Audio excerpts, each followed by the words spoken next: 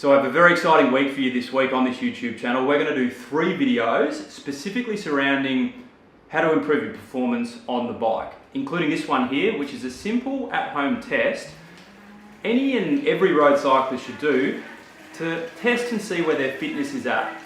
But before we get into the meat of this video, the reason why I'm doing 3 videos this week surrounding training performance, many of you will know, in fact many of you have even subscribed to the channel in recent times based off 2 videos that I've done. One was the number 1 mistake cyclists make with their training, and the other one was how to get stronger on the bike. One was about base fitness and one was about efforts, which was hill repeats. Now I'll link to those videos below in case you missed them. So many of you will know in those videos I mentioned that I had my cycling coach, David Sturt, or we call him Steggles, come up to the Sunshine Coast recently. He stayed with me for 3 days and we filmed for 3 days straight. I've been editing ever since for the past 2 to 3 months. And we've created an online course called Road Cycling Fundamentals for people out there that want to take their road cycling to the next level. And I'm genuinely super pumped to be able to deliver this course. Reason being, if I reflect on my own road cycling journey of 10 years, it wasn't until 2014 where I joined amateur racing team in Melbourne, Inform Racing, and got coached by Steggles. That's where I really took my road cycling to the next level. I went from an average B grade rider to being competitive in A grade within months. And those fundamentals that Steggles taught me are wrapped into this online course. Basic skill handling and understanding of training zones and how to train more effectively, right through to how to structure a training program aligned to your target goal.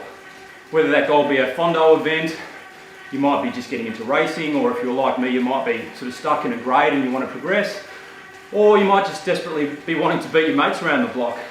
There's a lot of value in this course. I'll link to it below as a thank you to my YouTube supporters. For those people who are interested in doing the course for the first week, I'm really eager to get people in there using it. I'm going to offer 50% off. So all the details are linked to below. And thank you to Jonathan, one of my patrons. He's the first person in there using it. He's already provided me with some feedback, which has been fantastic. I'll put his feedback in the below video description area. So let's get into this video. So for this test, ideally, you've got a smart trainer. You definitely need a power meter. You could potentially do this test out on the road. The problem is though, to keep a consistent pedal stroke the whole time, out on the road, you've got a lot of obstacles to contend with. Might be traffic lights, might be cars, it might be undulating roads. You want to keep a consistent pedal stroke in this test the whole time and keep it at a certain power output. So ideally you're on a smart trainer, which is what I've got. I'm on a Wahoo. This is not sponsored, I just use a Wahoo indoor trainer, and it's going to be connected to a fitness app, which I'll bring up on the screen shortly. And the key thing we're doing today is we're testing our heart rate. What we want to do, this is not a hard test, this is not like a step test where you're going to be smashing yourself. You just want to keep a consistent pressure in roughly your zone 2. If it's the first time you're doing this and your fitness isn't that great, you might do top end zone 1. If you're trying to figure out what your zones are, you could do watts per kilo. Just be careful you're not overweight for your height. So say I am 80 kilos at the moment, I could do 2.5 watts a kilo. I've worked out roughly my zone 2 is 200 watts.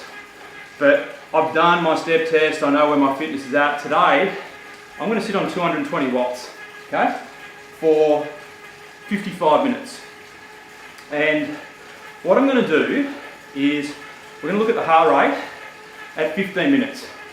We're going to see how many beats per minute the heart rate is at 15 minutes. And then we're going to fast forward the video. I'm not going to make you sit through and watch me the whole time. We're going to look at the heart rate at 50 minutes. And what we're going to do is we're going to see how much my heart rate has drifted. This is called cardio drift within the hour. And then once we've got my results, I'm going to explain to you what it means for me. And then I'm going to use some examples of what it might mean for other people and what we should be doing about it.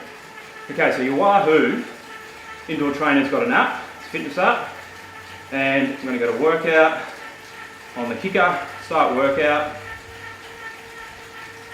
So my heart rate's there, and I'm just going to lift to 220 watts. I'm going to keep it on for today's ride. So the reason why we wait 15 minutes is because the heart rate can jump around a little bit in that initial period. It's one of the big reasons why a lot of people train with power over heart rate, You can go straight into a zone with power as an example. So if I want to train my zone 5, we can get straight to it. Sometimes take your heart rate a while to get up there, so you don't know what zone you're in until your heart rate finally gets there, and it can jump around a little bit as well. So we're going to wait 15 minutes, see where my heart rate's at, and then as I said, we'll measure it again at 50. So I'll catch you in 15.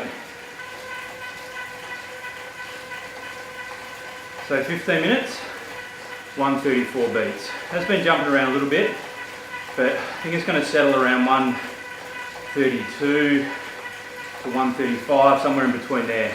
So I'll see you again in 50 minutes to see what's happened with my heart rate.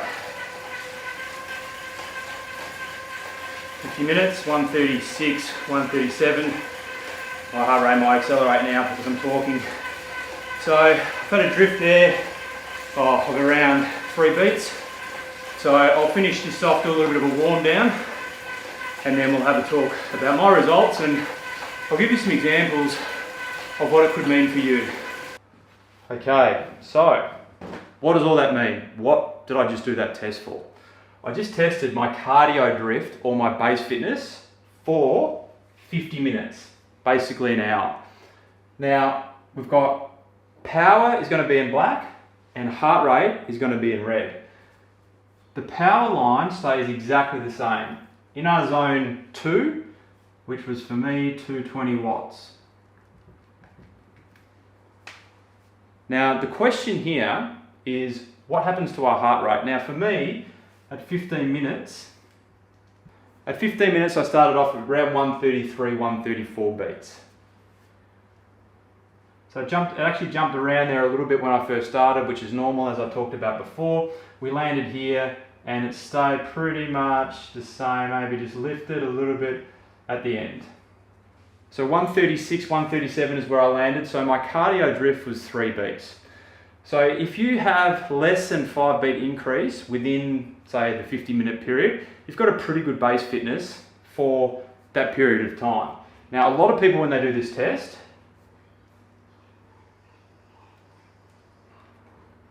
they'll be around 5 beats or 5 beats plus, which means you've got an okay base fitness, but you've got a bit of work to do. And then there is a fair chunk of people, in fact, I think a lot of people surprise themselves because they think they're pretty fit, but when they do this test, they see this. My dog's just barfing something up out there. So they've got 10 beats or more increase in their heart rate over the course of 50 minutes, which says you've got a really poor base fitness for your zone 2 power output. You know, they might even end up in their VO2 max heart rate zone. So if that is you, you're thinking to yourself, oh shit, what am I supposed to do now? Well, that type of session, you might back the power off a little bit. Let's just say you did 220 watts, you might back it off to, let's just do 190 watts. So let's just do 190 watts and see what happens there. Hopefully your cardio drift is as bad. It'll probably still be around 5 beats, but just work on that maybe twice, 3 times a week, just on an indoor trainer like that until you start getting more consistency. Then you can increase the wattage and then potentially increase the time so you can increase your base fitness. Now, why do you want a good base? Well, it's like building a house. If you don't have a solid foundation, you can only build your house so high. So if you've got a poor base, you might be able to get to 2 stories. If you've got a solid base foundation, a solid base fitness, you might be able to build a skyscraper and you will surprise yourself. You better take your cycling to the next level. Now, the last thing I need to talk to you about is, okay, we've done 50 minutes here. What if I'm targeting an event which is 1, 2, 3 hours in length? So let's just change this. So if your target event is 3 hours in length, you want a solid base fitness, limited cardio drift for at least the 3 hours, maybe 3.5, 4. And in order to test that, obviously you can't do it, well you can, but you probably wouldn't want to do it on the indoor trainer because the indoor trainer can be anything longer than an hour, rather painful. Go out onto the road in an area with limited disruption, limited traffic if you can, consistent pedal stroke in your zone 2, and you want to work on your base fitness for, you know, if your target event, as I said, is 3 hours, 3.5 to 4 hours, so you have limited cardio drift. And then once you've done that, then is the time you start incorporating efforts into your training. What does your target event look like? Is there hill climbs? How long are the hill climbs? You start targeting your training around whatever is the requirement for that specific event. But that detail, that level of detail is linked to in the course below if you want to go there. For now, that's cardio drift. You're going to hear a little bit more about this in tomorrow's video, where I'm going to introduce you to Steggles and we're going to be talking about the 5 common corrections a cycling coach will make. So I'll catch you in that video.